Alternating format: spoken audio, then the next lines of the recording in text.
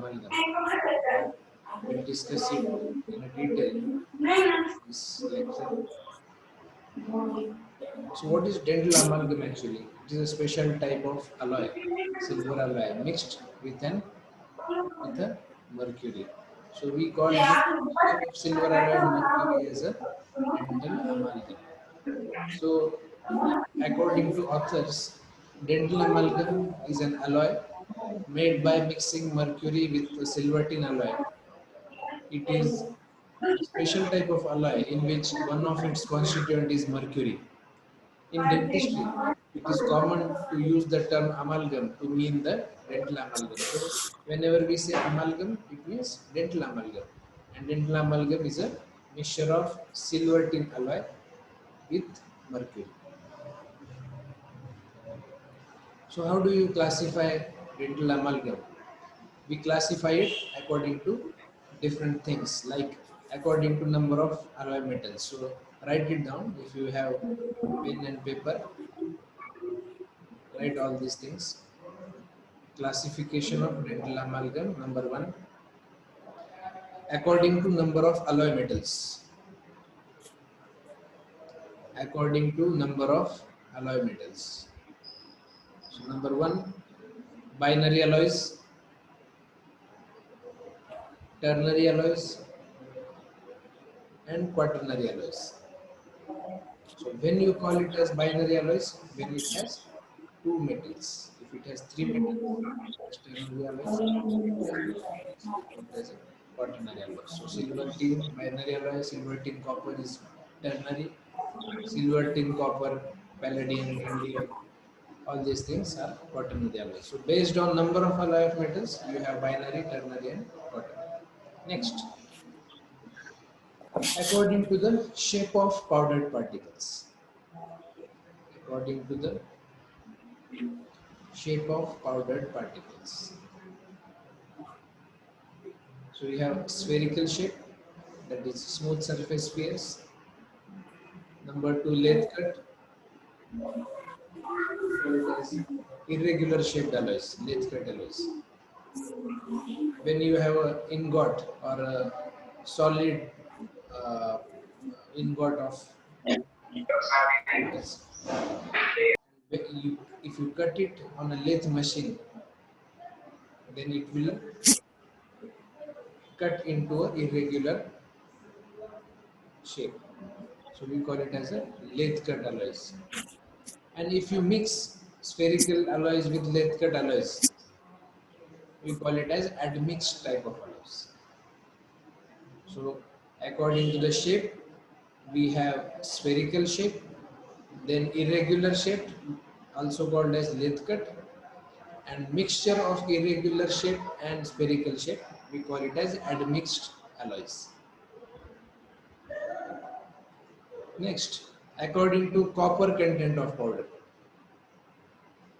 According to copper content of powder. I hope you guys are writing this. So if dental amalgam or silver alloy has less than 4% of copper, we call it as low copper alloys. Low copper alloys. And if the copper content is more than 10%, we call it as high copper alloys. So based on content of copper powder, we have low copper alloys and we have high copper alloys. Then next, according to presence of zinc. According to presence of zinc. If it has zinc more than 0.01%, we call it as zinc containing alloys. And if it has less than 0.01%, that is very negligible amount, almost nothing, we call it as non-zinc containing alloys. Also, we call it as zinc-free alloys. So we have zinc containing alloys and we have non-zinc containing zinc-free alloys.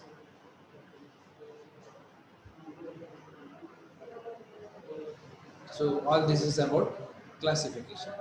The next thing we are going to learn is indications of amalgam. When we use silver amalgam or dental amalgam as a restorative material. Class 1 and class 2 cavities. with moderate to large restorations. Class 1 and class 2 cavities, moderate to large restorations. As a core build-up material, as a core build-up material, it can be used for cuspal restorations, can be used for cuspal restorations. Then the restorations that have heavy occlusal contacts, restorations that have heavy occlusal contacts, restorations that cannot be well isolated, restorations that cannot be well isolated, in teeth that act as an abutment for RPDs, removable appliances, in teeth that act as an abutment for removable appliances. We can use it in class 3 and class 5 restorations also, but only if in an anesthetic areas, because class 3 and class 5 are more visible restorations. So if class 3 and class 5 present in an anesthetic area, we use silver amalgam as a restorative material, but because of its dark color, we don't use in an aesthetic areas or anterior teeth as a restorative material of choice. Contraindications when we do not use dental amalgam. As I previously said, anterior teeth where aesthetics is a prime concern, anterior teeth where aesthetics is a prime concern, aesthetically prominent areas of posterior teeth, small to moderate class 1 and class 2 cavities, and small class 6 restorations.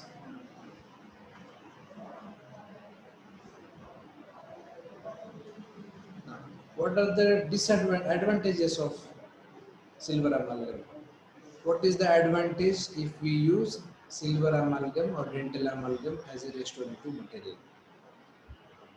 Advantage is ease of use and easy to manipulate. It is easy to manipulate, easy to use, relatively inexpensive if we compare it with other dental cements.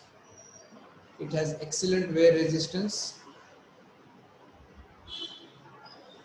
Restoration is completed within one sitting without requiring much chair side time. Less required chair time is one of advantage.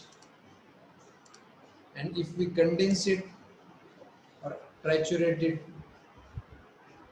properly, it has a good compressive strength. It has a good compressive strength.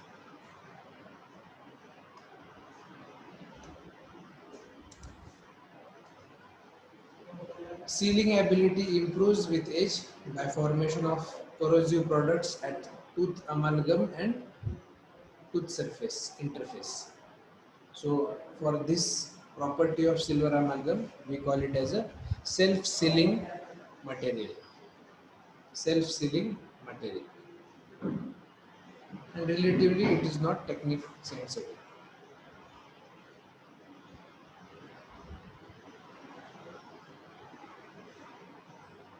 As time passes,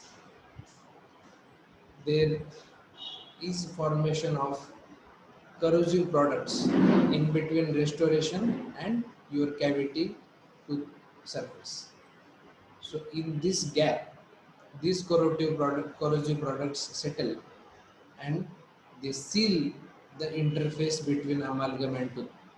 So that's why we call it as a self-sealing material. What are the disadvantages? Disadvantages, obviously, because of its dark color, it is non-aesthetic, it gives unnatural appearance, tarnish and corrosion, we'll discuss it in further slides. metallic taste due to release of corrosive products in mouth, and galvanic shock. This also we'll discuss in next slide.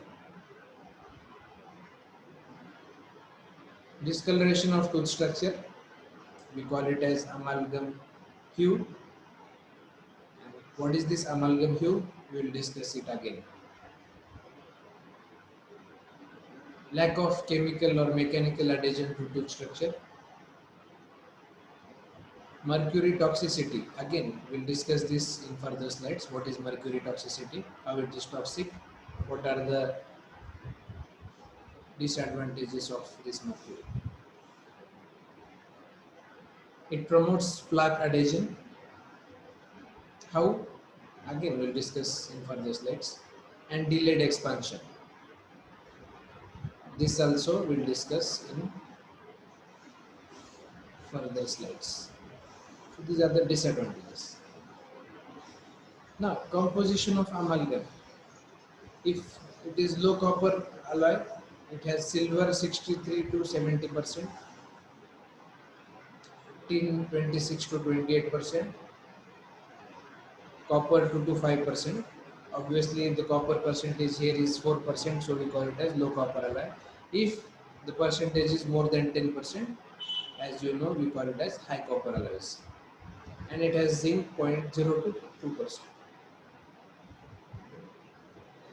What is the role of individual component in these silver alloys?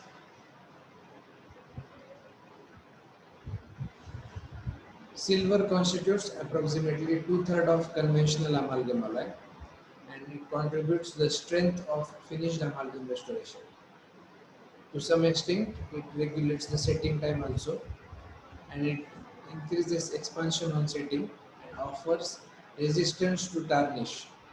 So this is the most important and two-thirds of its constituent of protein in amalgam. Next thing is tin. It is second largest component and it contributes one-fourth of amalgam alloy. It readily combines with mercury to form gamma 2 phase. What is gamma 2 phase? We will discuss in setting reaction of silver amalgam. This gamma 2 phase is the weakest phase and it contributes to the failure of amalgam restoration. This weakest gamma 2 phase is responsible for the failure of amalgam restoration. Then copper, it contributes mainly hardness and strength.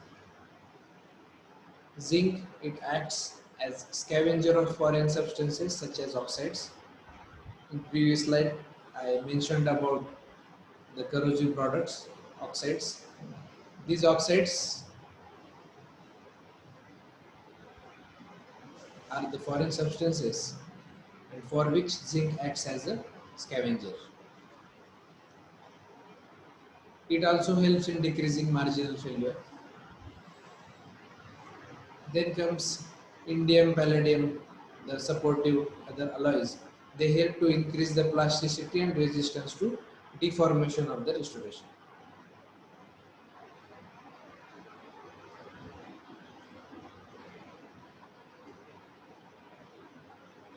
Now, coming to setting reaction of silver amalgam. This is a setting reaction for low copper alloy. So what is happening here?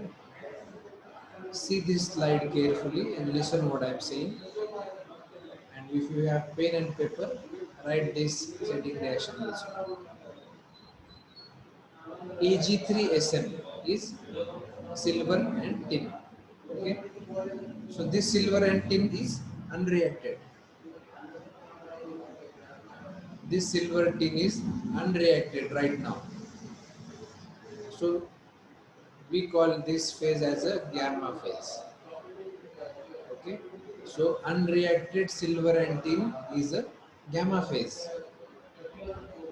When we mix this silver and tin with mercury, that is Hg, when we mix the silver tin with mercury, what is going to happen?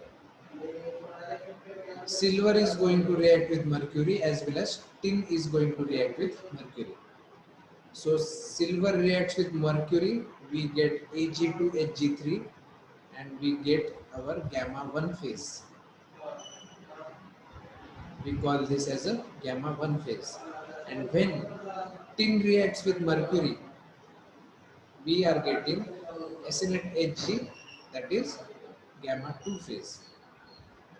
So I mentioned about this gamma 2 phase in previous slide. This gamma 2 phase, that is tin and mercury, is the weakest phase of this setting reaction. And because of this gamma 2 phase, all the failure of silver amalgam restoration happens. So in low copper alloys, when silver and tin mixes with mercury, we get silver and mercury plus tin and mercury. Silver and mercury, we call it as gamma 1 phase. Tin and mercury, we call it as gamma 2 phase, which is the weakest phase. So how to remove this weak phase? If you want your amalgam restoration succeed, if you want to avoid this failure of amalgam restoration, you need to remove this gamma 2 phase. You need to remove this weakest phase. So what we are getting here is, yes, hello, hello,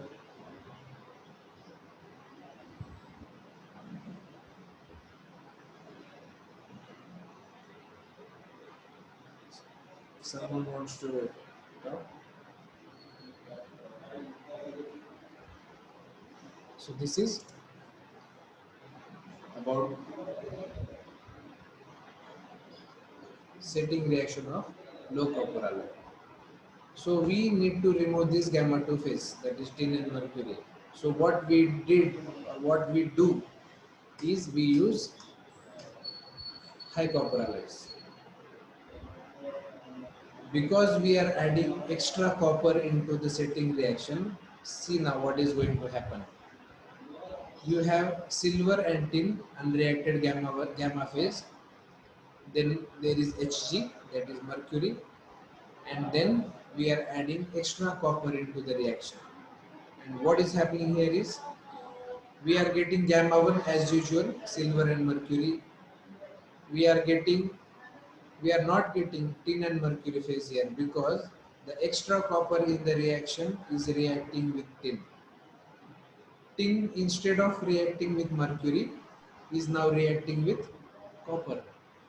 So we are getting Cu6SN5, that is epsilon phase. So this is how we are eliminating the gamma 2 phase. We are adding extra copper into the reaction, and this copper reacts with tin, and tin, instead of reacting with mercury, combines with copper, and automatically the gamma 2 phase is removed from the reaction.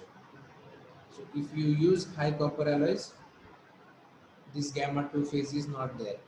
And if you use low copper alloys, you have the weakest gamma 2 phase, that is tin mercury phase. So use high copper alloy for the removal of gamma 2 phase. So here you can see gamma phase is silver tin phase, that is unreacted alloy, strongest phase, and it corrodes least. Then there is gamma 1 phase, which is the second strongest phase, that is silver mercury. And then there is gamma 2 phase, that is tin mercury, weakest phase, softest phase, corrodes fast, voids formation is there. It, it helps in corrosion. It, it, it is the only phase responsible for the failure of silver amalgam. And to remove this gamma 2 phase, we use high copper alloys. And here tin reacts with copper and the gamma 2 phase is eliminated or avoided. Now, factors affecting the strength of amalgam. Temperature. How the temperature is affecting the strength of amalgam. Amalgam loses 15% of its strength when its temperature is elevated from room temperature to the mouth temperature. So it loses 50% of its room temperature strength when temperature is elevated at 60 degrees Celsius. That's why after the restoration, we ask patients not to drink hot coffee or hot tea because of the hot tea or hot coffee or soup. The temperature inside the mouth is elevated and the strength of amalgam is decreased. Then trituration. Trituration is nothing but mixing of silver alloy with mercury. So if you over triturate, it decreases the strength. If you under triturate, it decreases the strength. So you need a perfect mercury and alloy ratio for the mixture and a proper time for the trituration. So we'll discuss about trituration in next slide. Then mercury content, if it has low mercury content, the stronger it has and the stronger alloy particles, then it has a weak matrix phase and it is least strength. So mercury is too less, then you have dry granular mix and results in rough pitted surface that invites corrosion. Now we'll discuss about delayed expansion. What is delayed expansion? Delayed expansion is one of the disadvantages of silver amalgam or dental amalgam, as we discussed in the disadvantages of amalgam. So what is it? Why delayed expansion is disadvantage? So it basically happens because of the moisture contamination. So zinc containing low copper or high copper alloys which get contaminated by moisture during manipulation or during restoration. So what is happening here is there is contamination of moisture, that is water basically, while mixing, and if you use this moisture contaminated restorative material for the restoration, there is a certain reaction happening. What reaction is happening? Zinc reacts with this water, contaminated water, that is moisture. So zinc plus H2O, what is happening? ZnO, that is zinc oxide, and H2, that is hydrogen gas. So zinc is reacting with oxygen of water and we are getting zinc oxide and the hydrogen gas is liberated.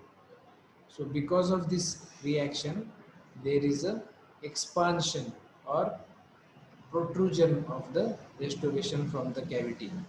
It occurs after 3 to 5 days of insertion and continues for months. So what are the complications? There may be a protrusion of entire restoration out of the cavity. There is an increased micro leakage space in between restoration and your cavity. There is increased flow and creep. What is creep? We will discuss. And because of the expansion of the restoration, there is a pressure on your pulpal floor or pulpal wall, and due to this there is a pain, pulpal pressure pain. So such pain may be experienced after 10 to 12 days after the insertion of restoration. Okay, so expansion happens after 3 to 5 days of restoration, and pressure, pulpal pressure pain may be experienced after 10 to 12 days of the restoration. So we call this as a delayed expansion of the restoration because of moisture contamination. Zinc reacts with H2O and we get zinc oxide and hydrogen gas.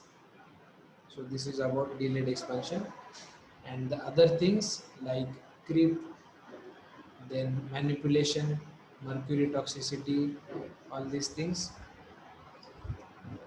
we'll discuss in next part of our lecture. See here, creep. You can see there is increased creep due to delayed expansion. But what is creep? Creep is a time dependent plastic deformation. It is a time dependent plastic deformation. When a metal is placed under stress, it will undergo plastic deformation, permanent deformation. So the silver alloy, this high copper alloys or low copper alloys, when we use silver amalgam in your stress bearing areas into the molars or premolars, so due to the continuous pressure on the tooth or on the restoration, there is a plastic deformation. So high copper alloys as compared with low copper alloys usually tend to have lower creep values. So again, if you want to reduce the creep value, if you want to reduce this deformation of restoration, the preferred material is high copper alloy. And if you use low copper alloys, there is increased creep, increased deformation of restoration. So this is about creep. What are the factors influencing creep? Again, the culprit is gamma 2 phase, which is present in low copper alloys. If there is low mercury and alloy ratio, and greater the condensation pressure and time of saturation, this will decrease the creep rate. Okay, so the corrosion and manipulation of amalgam we'll discuss in next lecture. So as of today, we'll stop here. Stay home, stay safe, and take care of yourself.